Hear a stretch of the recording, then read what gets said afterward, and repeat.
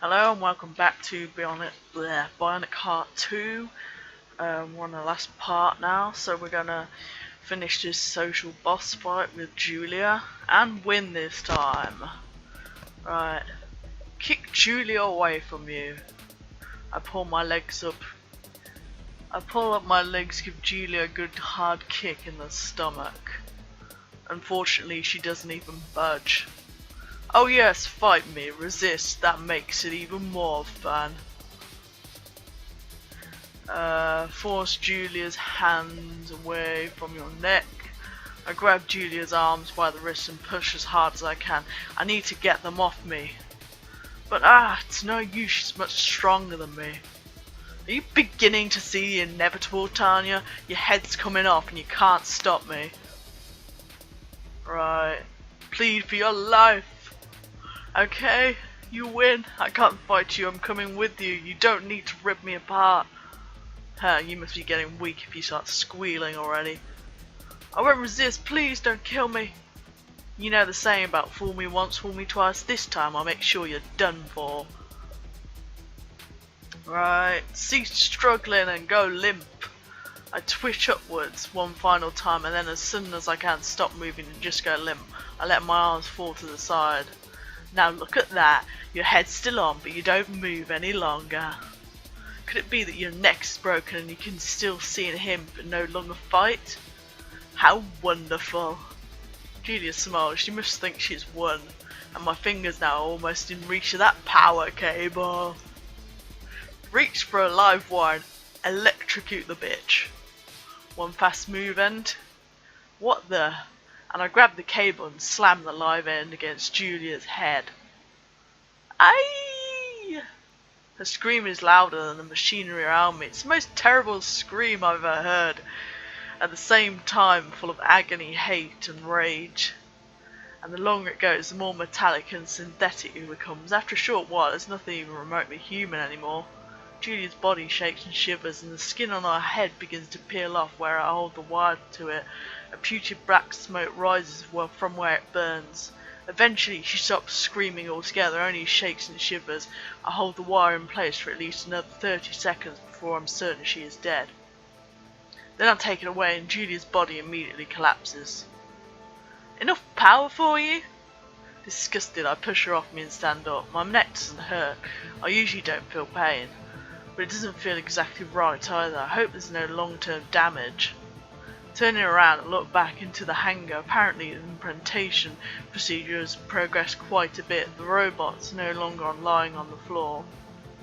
Instead it's now leaning against the wall and there's a tube going from the wall into its back between its shoulders. That must be where the brain jar goes in. Wait, the tube's starting to retract already. That must mean the brain jar's already inside. I wonder how long it will take until the new pilot has control of... Woohoo! This looks awesome! Apparently not that long. You like it? I wave towards the head of the giant robot. It looks down. Tanya, that you down there? Yup, that's me. Wow, you're so tiny. And you've grown quite a bit since I last saw you. Hang on, let me see if I can control that thing. Robot takes one step into the hall, one surprisingly fast step. The entire ground shakes at its movements. Yeah, it looks as though I can. What's that? Huh? Just a weapons interface on that thing. Wow, it's really packed. The missiles alone could have leveled an entire city. I hope you're not thinking of testing it out. Testing out those missions in here. Nah, it's too close quarters, I think.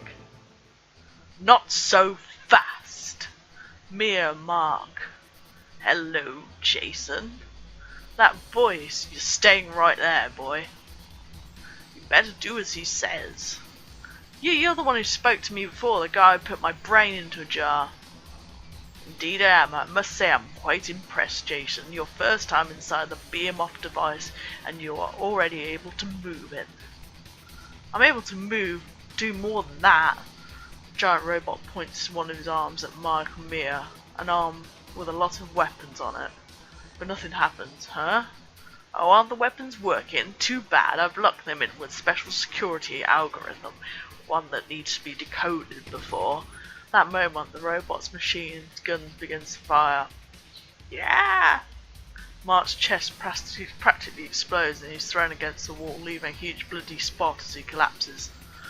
What caliber is that gun? It must be at least 30mm or something. Mia's face is frozen in panic as he looks at the dead body of his former head scientist. What? What? I wouldn't count on any security algorithm to stop me. But... Mia frantically digs his hands inside his pocket, pulls out the device and points it at the robot. And I also wouldn't count on your emergency shutdown remote to work. That was the first thing I disabled when I took over the Bionic device. How? I'm better than you thought. Yeah, even with the robot. Although the robot can't grin, I can practically hear Jason grin as he says that. Mia, in return, goes even whiter than he already is, and he suddenly seems to remember something and looks at it to his fallen scientist again. He kneels down, apparently to inspect Mark's dead body.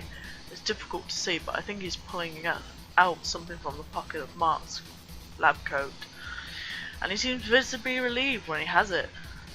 What was that, Mia? What was what? The thing you pulled from Mark's pocket. You must be mistaken, I didn't. He did pull something out of the scientist guy's pocket. Yeah. Tanya, would you please see what it is? A pleasure. I walk over to Mia, grab his arm and force the thing he's holding out of his hand. Ouch, careful you brute. Looks like a small metal canister. Careful with that, don't damage it. It's a miracle that idiot didn't blast it when he shot Mark. Any idea what's in it? No, sorry, it says something complicated on the side. Something about alpha reticulstrain. Does that mean anything to you? I'm afraid not. Mia seems to be very anxious about it. He doesn't want it to be opened. Hey, I know what this is. You do? I overheard him and Mark talk about some information they found on your computer. Something about a virus, a bioweapon. And judging from the look on Mia's face, that here must be a sample of the virus they already produced. Then bring it to me. I nod, walk over to the giant robot and carefully place the small container into one of its huge hands. To my surprise, a small hatch opens inside the hand and the container slides inside. Well guys, it was nice meeting you all, but I've got to get going. I've got people waiting for me back home. So you also found out. Yep, I know the BMOS device is capable of space flight too. You wanted to use it to attack Mars, right? Rest assured that I will not leave without having used it for the purpose it was meant for, destruction. However, what if instead of destroying my home, I'll just destroy yours, Mia? Earth? You're going to destroy Earth? Well, I fear this robot may be a little undersized to handle all of Earth, even if you deserved it. But I guess it should be enough to turn all of London into rubble, don't you think? No. No. Would you mind giving me a lift out of here before you do that, Jason? I don't really want to be in London when you turn it to rubble. Of course, Tanya. Just hop on. There's a cargo compartment inside your left leg. You should easily fit in there. Alright, but please move carefully then. Try not to shake me around too much, okay? I'll do my best. Oh, by the way, I grin. If you want to do me a special favour and really go for destroying Earth, I have an idea. You do? Yeah, the virus. Why don't you spread it all over London? You mean? Yeah, it's a bioweapon, so it can wipe out a lot more people than other weapons can. And Mark says that it was even infectious. So there's a good chance it spread out even beyond London. Who knows, maybe the entire world. I certainly could do that. No, please, in the name of all that's good and just, don't do that. Oh, it's funny getting a conscience.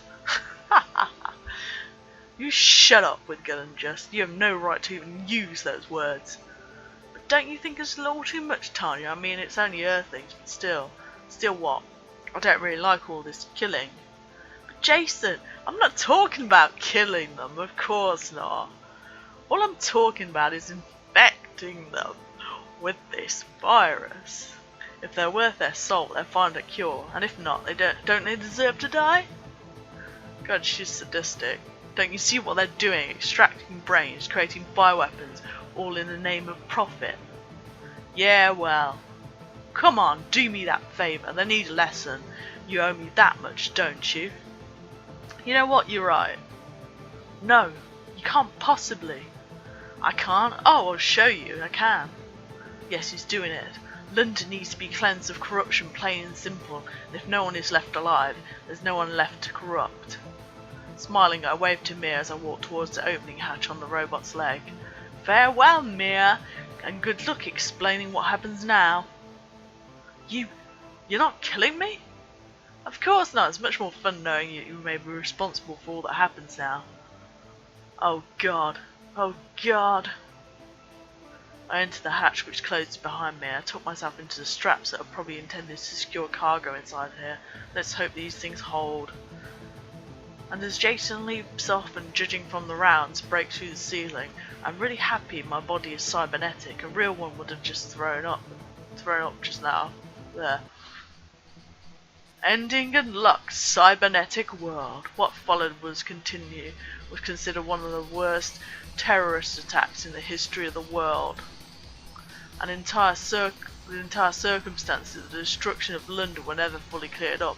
The most likely course of events was this. A foreign terrorist group or a foreign secret service, conspiracy theorists never settled on one version, have found out about a secret weapons project developed by nanotech for the government. During the final test run of that weapon, a huge war machine, the terrorists or foreign agents had been able to replace the pilot with one of their own people. Using the fully armed and ready for war machine, that man first laid waste to the nanotech complex, destroying the entire production facility within less than 2 minutes, and then continued to unload his weaponry on the city of London. Although the British Air Force was able to mount a strong counterattack, their first wave of fighters were destroyed as soon as they got into missile range. Along with their second wave, although they were able to successfully strafe the war machine, there was no visible damage done and they were too annihilated by the weaponry's unfathomable strength. Before the full force the British Army could assemble for a ground attack, London was set ablaze. Many historical landmarks such as the Westminster Abbey and the Tower of London were wiped out as fires spread. Citizens found refuge in the underground, but the casualty number was catastrophic. Survivors said that they witnessed the machine vanishing into the sky after the attack, but the official reports confirmed that a rogue pilot, once he had run out of ammunition, had self-destructed it. To everybody's surprise, Richard Mere IV had survived the disaster with hardly a scratch, though he seemed to have lost his mind and kept babbling about the end of the world. Only days later, people found out what he had meant. All of a sudden, almost everyone in London fell ill with a new and dangerous disease, a previously unknown virus. The disease was so infectious and deadly that scientists could quickly discern that it had been an engineered bioweapon, one from the looks of it that had been produced in the nanotech labs. During the destruction of the nanotech headquarters, the virus had probably been released into the air, and now it was spreading all throughout Britain. Mia could not be brought to justice for what he had done, but was among the first victims of the virus. As a consequence of the outbreak, Britain was quarantined. Millions of people died in the next few weeks. Less than 1 in 1,000 survived the disease. Eventually, a company called Cyborg, previously nanotech's greatest competitor and highest bidder on Mia's patents, came up with a solution. They offered a special service to rich people in which they would take out their brains and put them into a fully artificial cyber body, a body that was immune to all diseases. Quickly became in vogue to have a fully cybernetic body as a status symbol, much like people would have had their own private jet before. Eventually, having a cybernetic body was considered the trademark of the elite. People would not question one's status if he was a cyborg, and no one ever asked why there was only one woman whose body hadn't been constructed by Cyberworld. The end. And now let's just watch the ending credits.